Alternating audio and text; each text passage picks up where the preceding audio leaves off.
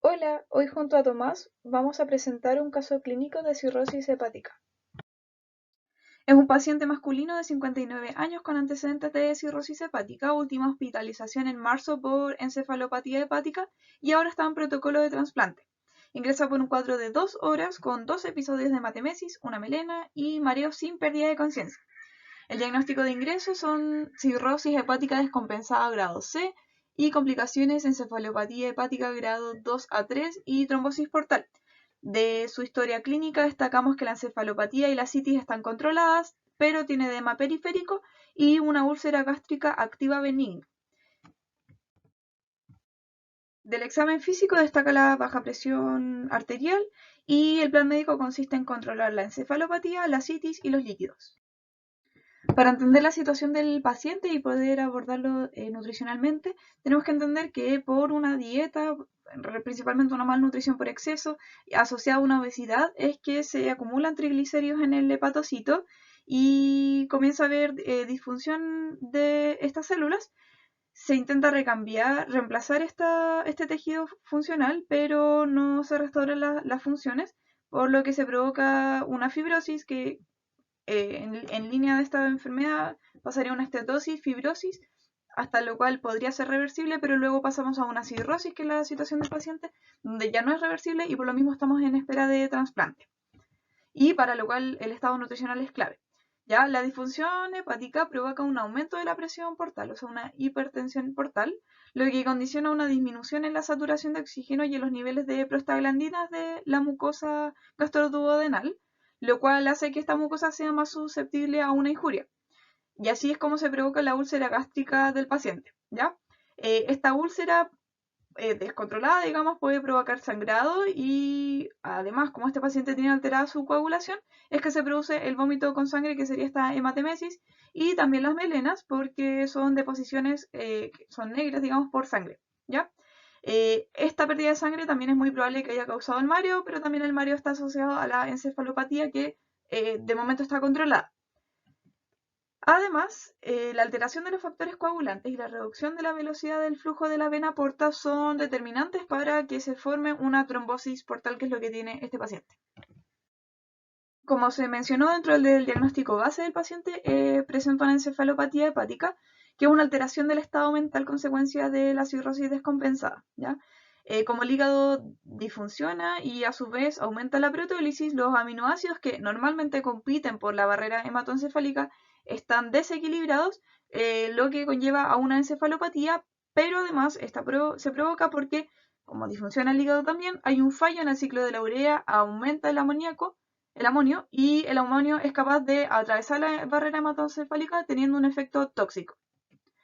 Y por último, la hiperplasia prostática benigna del paciente en realidad es propia del envejecimiento de los hombres y se provoca por diversos mecanismos que en la práctica llevan a molestos síntomas urinarios, como por el bloqueo del flujo de la orina, como se ve en la imagen. Hola, mi nombre es Tomás y a continuación les hablaré sobre la anamnesis de este paciente. En cuanto a la anamnesis social, tenemos que es un paciente que está casado, es padre de 4 hijos, trabaja como albañil en una obra de construcción, es sedentario y refiere no tener tiempo para realizar actividad física. En cuanto a la anamnesis alimentaria, tenemos un recordatorio de 24 horas y una encuesta de tendencia de consumo, la cual analizaremos en la siguiente diapositiva. En cuanto al análisis cuantitativo de la ingesta, podemos ver que excede sus requerimientos diarios en calorías, carbohidratos y lípidos, pero en proteínas está acorde a los requerimientos que necesita. En cuanto al análisis cualitativo, hay un bajo consumo de frutas y verduras, además de legumbres y pescado. Hay un alto consumo de carbohidratos complejos y alimentos azucarados. Baja ingesta de cereales integrales y un alto consumo de alimentos bastante procesados. También hay un alto consumo de lácteos altos en grasas. Debería preferir lácteos medianos o bajos en grasa. Aunque si bien es un alto consumo de lácteos, igual significa que es una buena fuente de calcio y proteínas. En cuanto a la grasa, hay un alto consumo de grasas saturadas y de frituras, lo cual no es muy favorable para la patología que posee. Los horarios y los tiempos de comida están bien distribuidos, refiere comer 4 veces al día y no mantiene muchas horas de ayuno entre comidas. Hay poco detalle sobre la ingesta de alcohol, dice consumir ocasionalmente los fines de semana. En cuanto a la presencia de alimentos irritantes para su úlcera gástrica, tenemos las bebidas carbonatadas, en este caso la Coca-Cola, el café, la leche entera y otros alimentos más que podrían afectar dicha condición. ¿Qué nos indican los exámenes bioquímicos? La bilirrubina total y la bilirrubina directa indican un deterioro hepático. Las AST, ALT, GTT y fosfatasa alcalina son enzimas hepáticas, por lo que van a estar aumentados cuando hay un daño hepático. El tiempo parcial de tromboplastina está aumentado porque hay problemas en la coagulación. Y la albúmina, prealbúmina, el BUN y creatinina son valores que están disminuidos pero que están invalidados por la hiperdilución, por la ascitis y también porque hay una PCR elevada. Eh, Calcio, fósforo y magnesio se encuentran disminuidos, esto por probablemente una baja ingesta, y el calcio también puede estar disminuido por la deficiencia de vitamina D, que es prevalente en estos pacientes, y también por un uso de diuréticos de Lassa. El ácido láctico, como el lactato se metaboliza en el hígado, como hay una alteración hepática, se produce una acidosis pero del tipo aerobia. La hemoglobina y hematocrito están disminuidos. La hemoglobina, bueno, probablemente por un sangrado o por la hematemesis, pero la hemoglobina se ha logrado estabilizar con el control médico. Y las plaquetas están disminuidas también por la trombosis y la PCR está aumentada por la inflamación propia de la patología. En cuanto a la farmacoterapia de este paciente, tenemos que se le administran 5 medicamentos distintos. El primero es la lactulosa, la cual es un laxante osmótico. En cuanto a su interacción con nutrientes, se le recomienda consumir lejos de los tiempos de comida porque puede provocar diarrea y con ello disminuye la absorción de nutrientes y puede generar un desbalance electrolítico. El segundo es la ricfacimina, la cual es un antibiótico. Su RAM es parecido a la del medicamento anterior y puede generar lo mismo en cuanto a nutrientes, un desbalance electrolítico y una menor absorción de los nutrientes. El tercero es la dalteparina, la cual es un antitrombótico, se suele administrar junto con un antagonista de la vitamina K, por lo que disminuye la biodisponibilidad de esta vitamina en el cuerpo y también podría interactuar con la vitamina C generando un efecto similar, aunque esto último no se ha comprobado del todo. En cuanto al cuarto medicamento, la espironolactona, la cual es un diurético del túbulo colector, puede generar una hipercalemia con balance negativo, por lo que se recomienda suplementar con potasio y además si se consume alcohol junto con este medicamento puede haber una deshidratación severa y generar un grave desbalance electrolítico. El último es la furosemida, la cual es un diurético del ASA y su mecanismo de acción puede provocar una potencial pérdida de sodio, cloruro, calcio y magnesio por excreción en la orina. Siguiendo con la anamnesis y la valoración nutricional, tenemos esta evaluación global subjetiva, donde los datos generales son que este paciente tiene un estrés moderado, tuvo un cambio de peso drástico en los últimos meses de 15 kilos, su ingesta alimentaria cambió, aunque refiere no tener problemas de masticación ni deglución. Tiene síntomas gastrointestinales como diarrea, hiporexia y dolor abdominal. Tuvo una alteración funcional, pues actualmente se encuentra en cama. El examen físico arroja que hubo una pérdida de grasa subcutánea y de masa muscular leve, hoy edema en tobillo, edema sacro grave y ascitis moderada. Sumando los puntajes se tiene que la clasificación de esta valoración es de tipo C, lo cual significa que está gravemente desnutrido.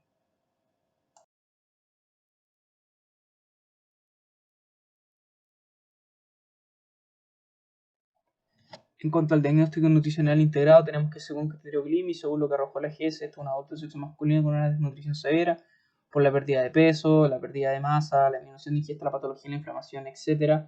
Es mixta, esto lo reafirmamos según literatura debido a la catálisis que ocurre y a la disminución de ingesta. Es crónica porque data de más de 3 meses. Secundaria a las patologías concomitantes por la cirrosis, donde hay una disminución de la absorción, el metabolismo y el almacenamiento de nutrientes, hay aumento del catabolismo, hay disminución de la ingesta, la úlcera misma genera problemas gastrointestinales que hace que la gente coma menos, las reservas proteico-musculares y grasas están levemente disminuidas, eso según la EGS, y si bien existen valores invalidados como por ejemplo el peso por la citis y el edema, lo que nos lleva a usar el peso seco, la circunferencia de cintura por la citis, la albúmina y prealbúmina por la hemodilución, por lo que genera la citis y el edema, y además porque la PCR está alta. Y el boom también se invalida porque la furosemida y la espironolactona pueden aumentarlo. Aún con todos esos valores, igual usando los criterios podemos llegar a ese diagnóstico. Los objetivos dietoterapéuticos en este caso son prevenir las complicaciones por la úlcera gástrica, que si bien está controlada, podría presentar complicaciones, mejorar el estado nutricional, porque el paciente en algún momento esperemos que reciba un trasplante hepático y tener un buen estado nutricional evita complicaciones en él, mejora la sobrevida del paciente por el estado de cirrosis en el que se encuentra, recuperar la mucosa ya dañada y recuperar la ingesta oral y mejorar la adherencia al tratamiento nutricional. ¿Cómo calculamos los requerimientos en este caso? Siempre basándonos en las guías ASPEN-ESPEN. En la energía la recomendación oscila entre un 30 y 42 kilocalorías por kilo, lo dejamos en 35, resultando 2.450 calorías día.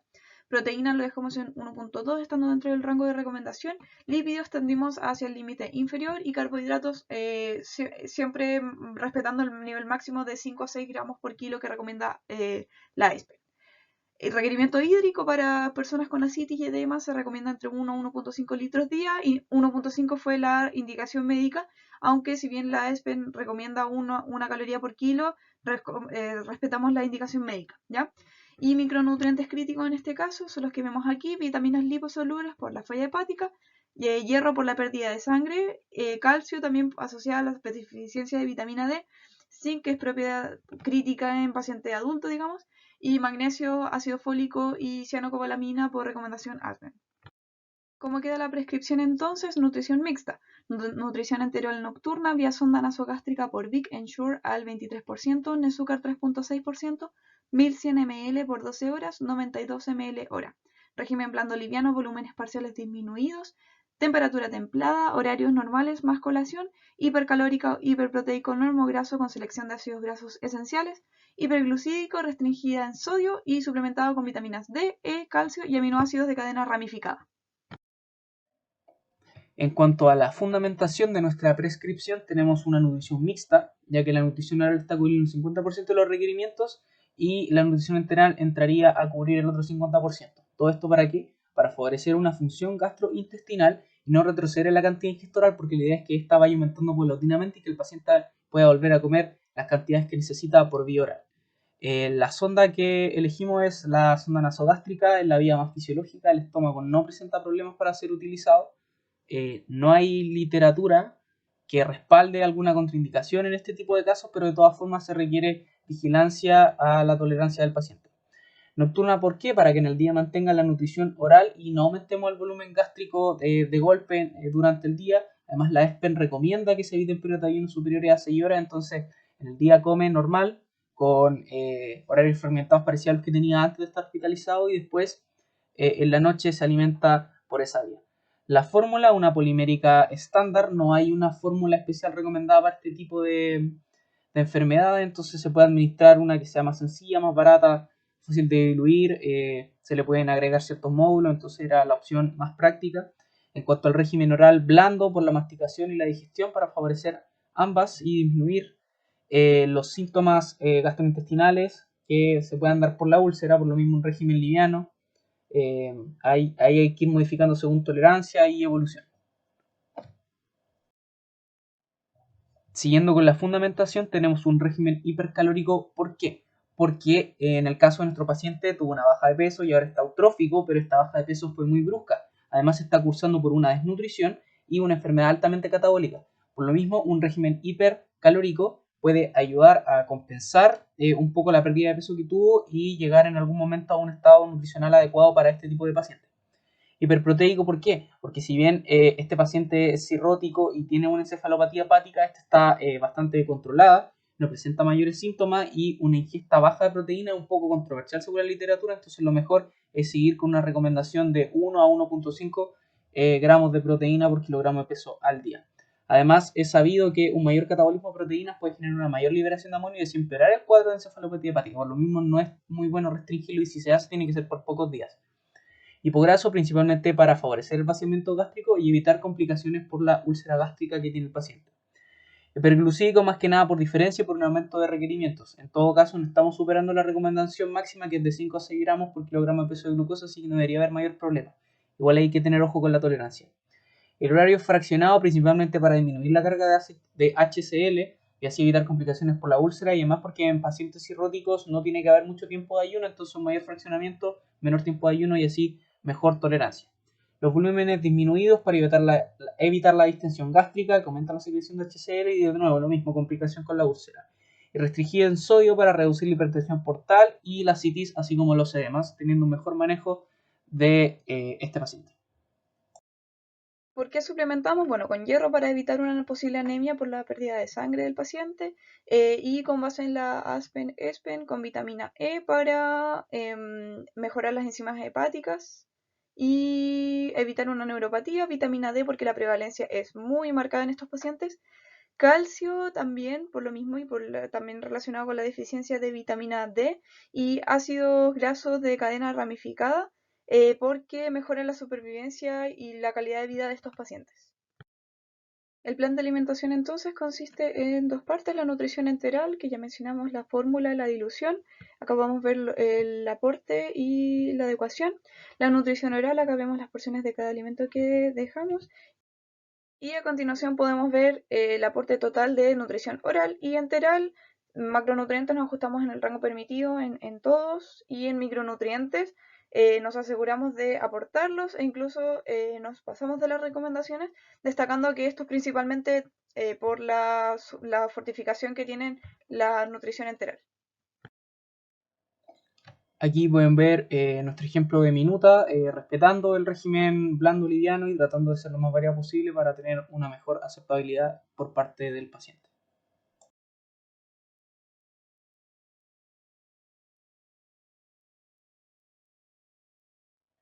En cuanto al monitoreo, muy importante revisar los exámenes más críticos, hemoglobina, hematocrito, electrolitos, glicemias, la evaluación antropométrica cada 2 semanas, evaluación ocular subjetiva también, evaluar la ingesta, ya sea por reporte o por recordatorio de 24 horas, encuesta de tolerancia y consumo una vez que el paciente se ha dado de alta, ojo con la tolerancia y la alimentación, con los residuos, las deposiciones, la sintomatología que pueda presentar.